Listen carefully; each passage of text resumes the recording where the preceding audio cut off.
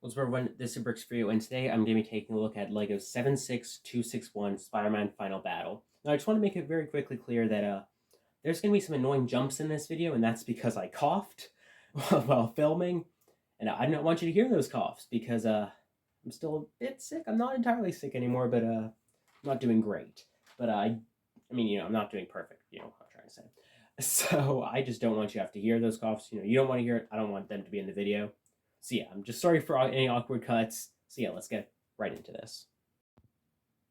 So here's the set out of the box. Now I already have figures posed on it just because I wanted to when the moment I built this. But I just want you to just take it in for a second because what you see is pretty much what you get. Now, I like to complain about sets for most of my time. I complain about Clone Trooper helmet holes. I'm starting to come around to them. I do not have any complaint about the set. The only mild one is no arm printing for Spider-Man's, which was, frankly, honestly absurd to even hope for. Do wish they made unique heads for each one of them, but, again, that's asking a bit too much. Green Goblin helmet, that's not even in this scene, that is also asking literally too much. So my only complaints out of the way are things like I wouldn't have done anyways. So it's like, I pretty much don't actually have a real complaint, which is really good. I mean, I almost feel like this is a perfect set. But yeah, I'm just gonna. Wow, where do I even start with this? Okay, I'll just take figures off, then we'll get right into it. Okay, we're just gonna quickly take a look at the build first. I know you want to get to the figures. I want to get to the figures, but you know what? YouTube likes viewer retention, so we're going to look at the build first. So you have two of these little tool carts that have these really cool curved pieces to pose figures on. It looks pretty cool. It is pretty cool. This one in particular, though, doesn't really fit in very well where it's said to be on the boxes. It kind of looks like you're meant to put it right here, but it wants to come off when you put the Green Goblin glider on it. So I don't really know. You put your other toolkit over there. Another one of these little things. This one, mine almost came out on this side. Wow. Okay, there, now it's back in. So first off, you see the scaffolding. Now, I am actually surprised because I expected the scaffolding to be tiring and very tedious, but it really wasn't. But you see this camera up there with a little web. This one right here is on this little swivel plate. It's okay. The head of Statue of Liberty itself is really, really cool. Let's just turn this around. We have this web piece with, of course, the cure right there. You see a sticker right there. Coming around, there's you see this little portal in the back. There's a hammer up here. You move this down, you see a sanctum. This is better placed than my stickers I put on my sanctum, I can tell you that much. Look up, we have another portal up there. We have the cube, which should have been printed, not stickered. That's really frustrating. You have the bucket over here. Then we get to the actual head. So you have a bunch of these little stickers going around. Of course, have rivets on them. I also love the face. Honestly, the head is so well done. It's almost insane. But just picking this entire thing up on its base, there is one hidden area, which is Sandman's hand. That's all we get of Sandman in this set. Little frustrating, but yeah, I think Statue of Liberty's face is really well done. And that is literally it. So I watched the entirety of Spider-Man 2002 while building this. Now I'm going to get the figures ready. Then we'll be reviewing that. Coming back a couple hours later because I may have just fallen down a Warzone rabbit hole. But these are the figures. So we're first going to look at Green Goblin. So now he is, of course, based on his No Way Home outfit, of course, which is that mixed with the original Spider-Man trilogy. Come on, camera, focus. Come on, buddy. Okay, focused on the, mixed with the regular outfit. Of course, has that amazing tattered purple little cape there. Little old Goblin poking out there. And, of course, he has the amazing new face that just perfectly captures Willem Dafoe. And also, of course, goggles on the other side. This is probably one of the coolest figures in this set. Really hope we actually get Spider-Man 1 sets at some point. Here we have your friendly neighborhood Spider-Man. This is the figure I wanted the most in this set. This is just an amazing figure. And as someone who so much loves those Raimi films, I am so happy to have this. Love all of the detailing on here. You're also going to hear very repetitive things because Spider-Man figures are very similar to each other. But the amazing line work on here, it's just amazing. I mean, really loved Michael MGF's custom of it too. And let's just take the, sorry. It's getting better though. My cough's getting better. The hood off and give his regular face. It's using the Mutt Williams from Crystal Skull hair in brown. And it's just, I believe this is just the young Han Solo head, which I wish they would do more for him simply because, you know, my favorite Spider-Man, probably of all time. I mean, as much as I love Tom Holland, just nothing beats Tobey Maguire. Here we have the Amazing Spider-Man, which, of course, while not using silver lines, uses the black lines. Now, I just think this is a really nice figure and is a almost nice live-action version of Lego's regular Spider-Man figures. Yeah,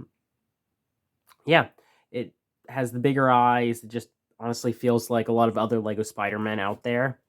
Let's just take its hood off and show you face they used for Andrew. I think the face is pretty good overall. Of course, the hair is perfect. The hair is spot on for Andrew.